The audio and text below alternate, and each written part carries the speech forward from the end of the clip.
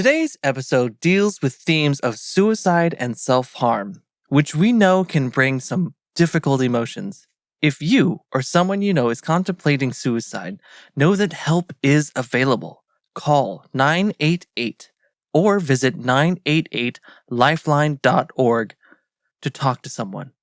The universe is better with you in it. And now, on with our show.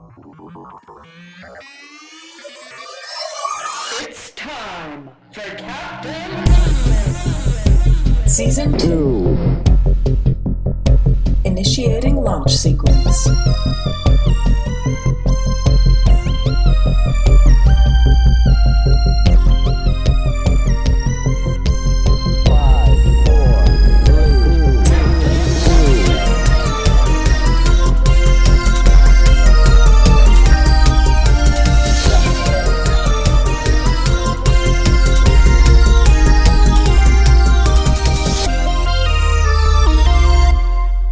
These are the adventures of Captain Radio! Captain Radio has found his mentor, Magnus Hostilian, but the reunion may be short-lived. When we last saw our heroes, they were trapped miles underground on the planet Farallon, sealed inside the ancient resting place of a powerful and dangerous artifact. With tensions running high, and one member of their party already fallen victim to a booby traps, it's anyone's guess as to who will survive to claim the prize, and who will be left to suffocate deep within the tomb. You're listening to Captain Radio and the Curse of the Primordial Planet, Chapter 4, Revenge and Regret. Captain Radio, Ace, Andromeda, Orion, Madame Celesta, and Magnus Hostilian enter the innermost chamber. By the light of flickering torches, they see the object which has brought them halfway across the galaxy, a small meteorite covered in mysterious inscriptions. At long last, the Lithostar is mine. Not so fast, Celesta. Take one step towards the stone and you'll find my sword at your throat. What is wrong with you people? Pollux is dead, and all you can think about is your blasted treasure. Pollux was a misguided fool. If he'd gotten his hands on the stone, he would have used it only to make himself rich, when it is capable of so much more. Pollux's death was an accident. It's no use pointing fingers. Welcome, weary travelers. Who said that? Show yourself! I believe it was the artifact. I have slept for thousands of years, waiting for you to find me. Confirmed. The meteor is the source of the transmission. It appears to be a form of superconscious projection. Do not be afraid. Please, step into the firelight so I may see you better. No thanks, I'm good back here. Your journey to reach me has been perilous, but it will be well worth the effort. By the gates of Mars, could it be true? Or is this an illusion? Another dead end? Hush now, Magnus. I am the Lithostar. I am older than the universe. I see into your heart. I know your deepest desires. Through me, all things are possible. I've heard this song and dance before. What will it cost us to tap into this power of yours? I ask only for safe passage from this planet. For far too long, I have been cut off from the galaxy, alone in this hidden place. We come with all humility to seek your favor, great Lithostar. Everything you have heard about me is true. I brought the Acrexians 1,000 years of peace. I raised the Sargassians from a band of warring nomads to galactic domination. I made Regulon the envy of 100 systems. Whatever you ask, it shall be yours. Oh, come on. This has trap written all over it. You doubt me? Of course he does. Your scars are deep, Orion. Orphaned in the Turian Civil War and raised by the monks of the Dark Adaptation. criminal, smuggler, and pool hustler. And what about that little incident on Indus 5? How do you know about that? I'm the only one who survived. I told you, I'm all-powerful. I see your life stretched out before me like frames on a reel of film. Let's find a memory you'd like to change.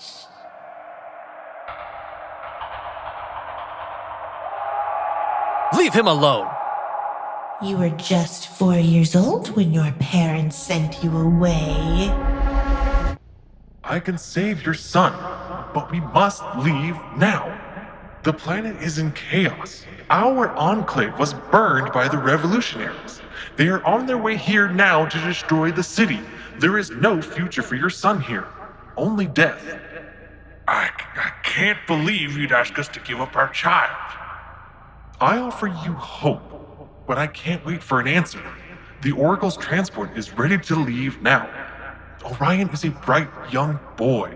The Oracle can provide for him, train him in the ways of our order. What will he have if he stays here? Promise me you'll keep him safe. You have my word. I left with the Oracle that night. We almost didn't make it out of the city. And I never saw my parents again. You can save them. How? That was more than 30 years ago. According to legend, the Lithostar enables you to make a single change to the timeline. The legends are true. One change, enough to rescue a loved one or change the course of history for an entire species. This is my power. No one should have that power. My companions and I have saved the lives of untold millions. And how many millions have died? Does that really matter? Think of the possibilities. Losses reversed, wrongs made right. Magnus Hostilian, you have suffered too long. You come here to avenge a grievous defeat and reclaim your honor.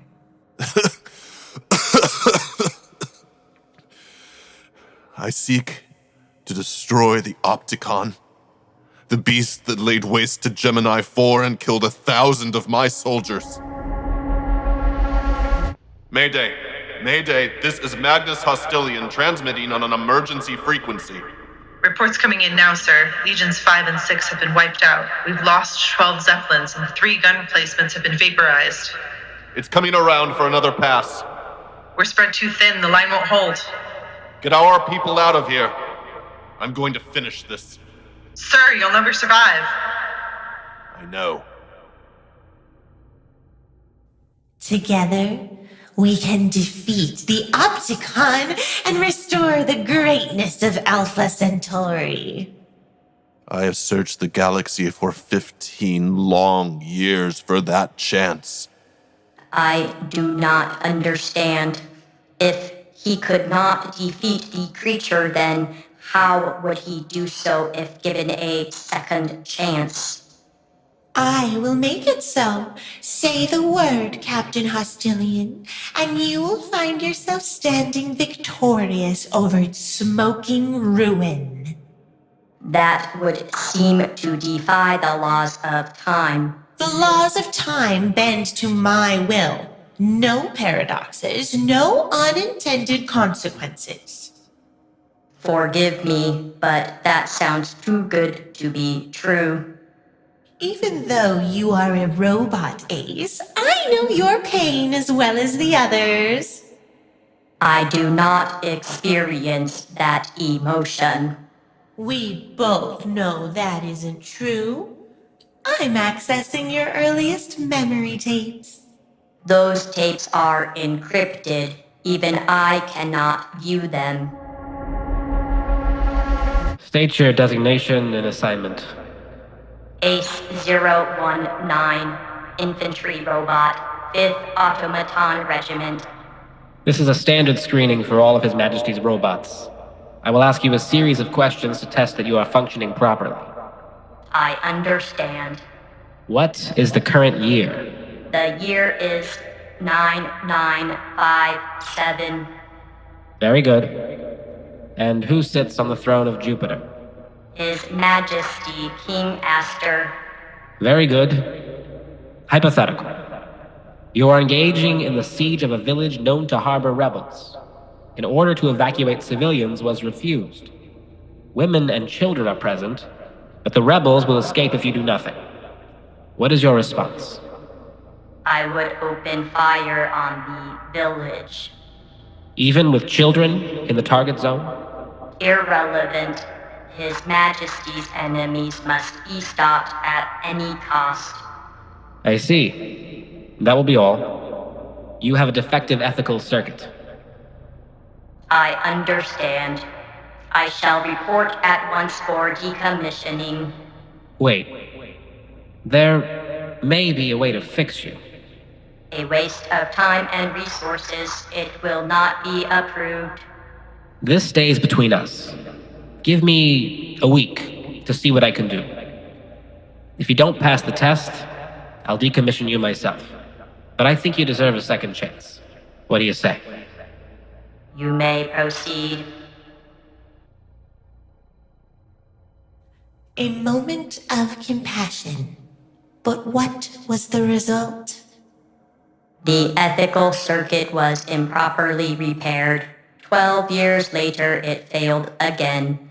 Many innocent people suffered as a result. You and I could return to that moment and ensure a perfect fix. But that's not what you want, is it? What's it talking about, Rust Bucket? Even with a functional circuit, I would still have become an instrument of war. If I were given a single change to the timeline, You could be destroyed and all of that bloodshed would be avoided. You can't mean that, Ace. You can't wish to have never been made. Think of all the good we've done since we teamed up. Do a few acts of good redeem a lifetime of violence? Leave my friends alone. We don't need you. What would you offer me? It's trying to use us, Andromeda. You must resist. No matter how tempting it may be, you can't change the past. Let her speak for herself. Andromeda's wounds are fresh. Do you remember how it felt to channel the power of the dark dimension?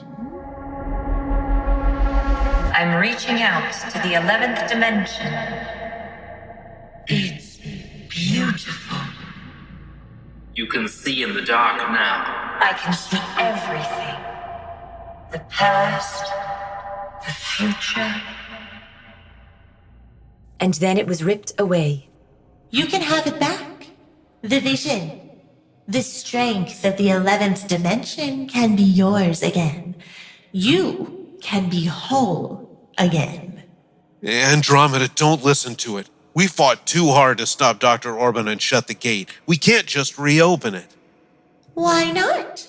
Why deny yourself access to the highest potential? Unlimited powers within your grasp.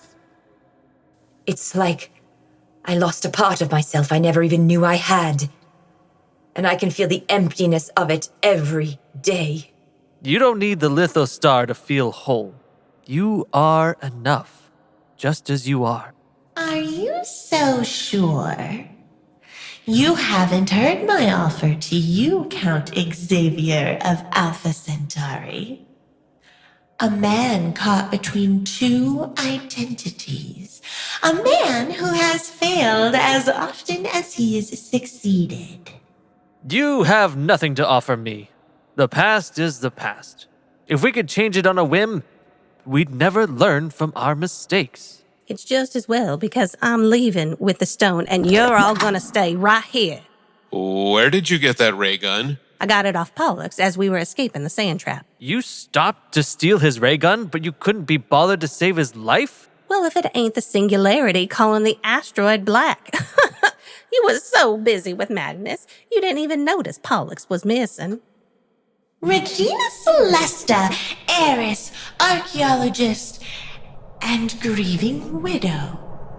We both know why you are here. Don't you walk away from it, Quincy. Quincy, you can't go back there. The savages, they'll kill you. I cannot turn my back on these people. I swore an oath. Taurians are animals. If they want to tear their planet apart, why should we stop them? I'm a doctor. I have a duty to help where I can. They don't deserve your help. Goodbye, Regina. I'll try to write. I don't need the reminder. I know my past, and I know how to fix it. No Taurians, no Taurian civil war. It's the only way to keep my Quincy out of harm's way. Oh, you can't mean... You would destroy an entire species to save one man? Wouldn't you do anything to keep Andromeda safe? There's an asteroid in the outer reaches of the Taurian system. One little nudge at precisely the right moment in the distant past, and all life will be extinguished before it can begin. Oh, easy as pie. You're insane. You'd make it so I never existed. You've gone too far, and I won't allow it. Step away from the stone, Celesta. You better get that cough looked at, Magnus. I don't think you have much more time. What do you mean? Oh, did I forget to mention that was Thetan scarab powder you inhaled back there? The builders would have mixed it with the sand to take care of any trespassers. It's a slow-acting poison. Nasty way to go. Curse you. Looks like you're the one who's cursed. Is there another way out of here? We have a date with Destiny. See that torch? Turn it clockwise to reveal an exit leading straight to the surface. Don't try and follow me, Captain Radio.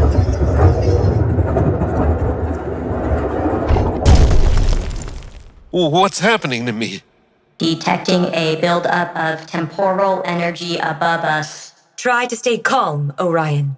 Calm? You try staying calm when your life and the life of every one of your ancestors is being erased from history. Ow, okay, that's starting to burn. Hang on. I'm working on a plan. What is the plan, sir? I said I'm working on it. I don't have one yet. How much time do we have? Estimated arrival of the time wave in 4 minutes, 22 seconds.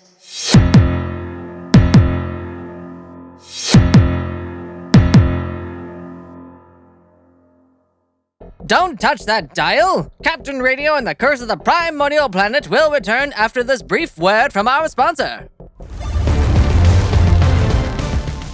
This radio program is brought to you by Zed Baking Powder. With the power of science, Zed harnesses the explosive power of nitroglycerin for superior baked goods. Step aside boring old baking powder and yeast. When you've got to bake in a hurry, reach for the new #1 rising agent. Blow the competition away with Zed. We now return to the adventures of Captain Radio. Madame Celesta has fled with the Lithostar, threatening to eradicate the Turians from history, to restore her husband to life. Orion's life hangs in the balance, while Magnus is slowly poisoned.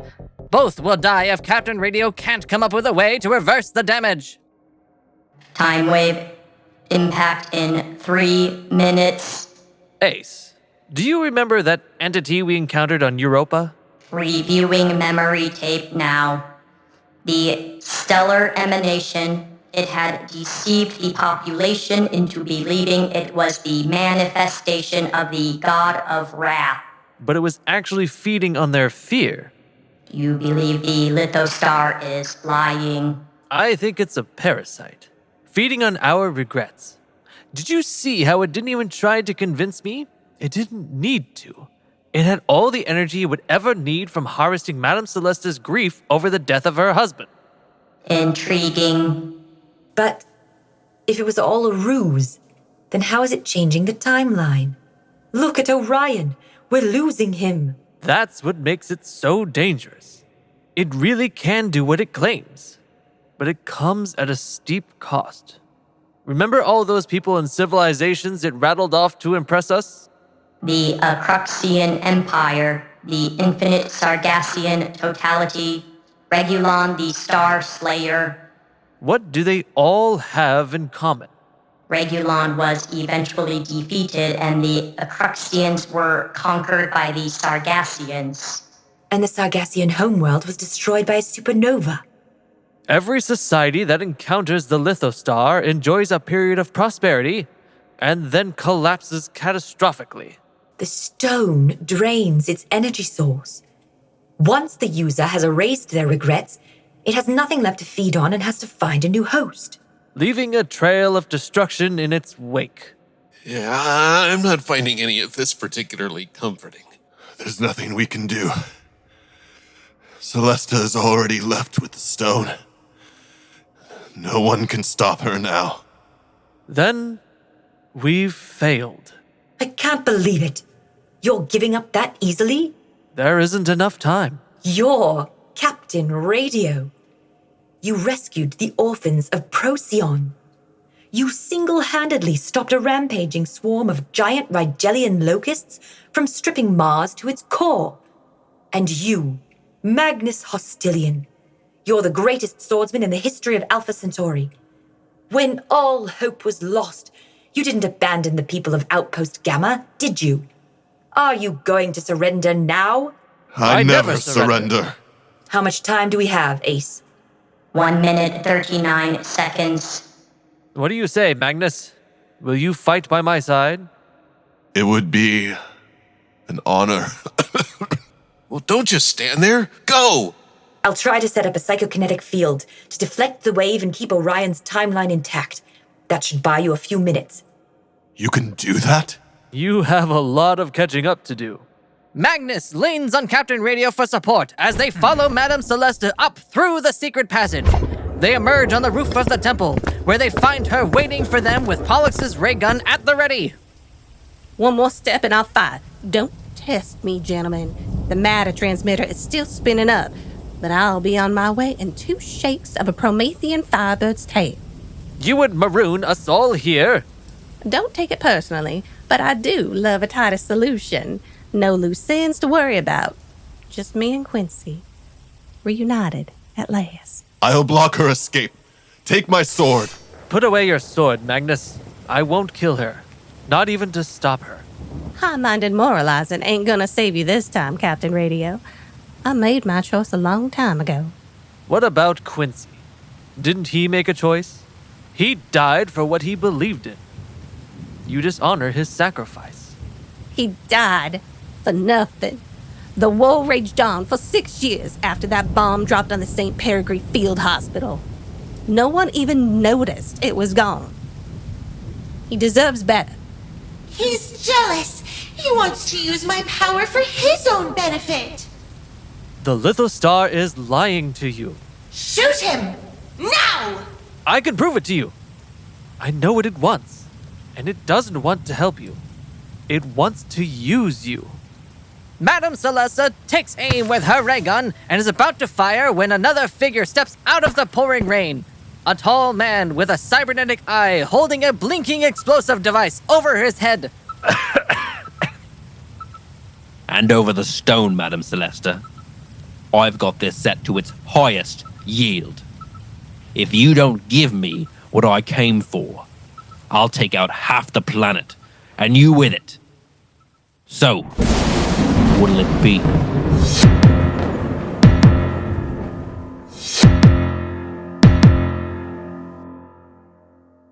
You've been listening to the adventures of Captain Radio. How did Pollux survive being buried in poison sand? Can Andromeda shield Orion from the devastating time wave hurtling toward Farallon? Will Captain Radio manage to stop Madame Celeste before the Turian race is wiped off the face of the universe? Find out next week on the dramatic final chapter of Captain Radio and the Curse of the Primordial Planet. The Adventures of Captain Radio is a production of Obscure Studios. This episode was written by Jonny Eberle and produced by Will McDonald. Sound design and mixing by Trask Snow. Our main cast includes William McDonald as the narrator. He also played Captain Radio, Christian Carvajal as Orion, DeLano Hays as Ace, Abigail Stokley as Andromeda, Laura Burt as Madame Celesta, Richard Burt as Magnus Hostilian, Hanna Wonders as the Lithostar, Jonny Eberle as the newscaster. Our theme music was composed by Simon Cunningham, and our stunning artwork was designed by Tammy King. If you like the show, there are 3 simple things you can do to support us. The easiest thing to do is to leave us a rating and review wherever you're listening right now. You can also make a donation on our Ko-Fi page, or you can buy Captain Radio merchandise like t-shirts, stickers, coffee mugs, phone cases, and more on TeePublic Store. You can find all of those links as well as complete episode transcripts and more information about us on our website, obscurestudios.net. Thanks for listening, and we'll see you next time.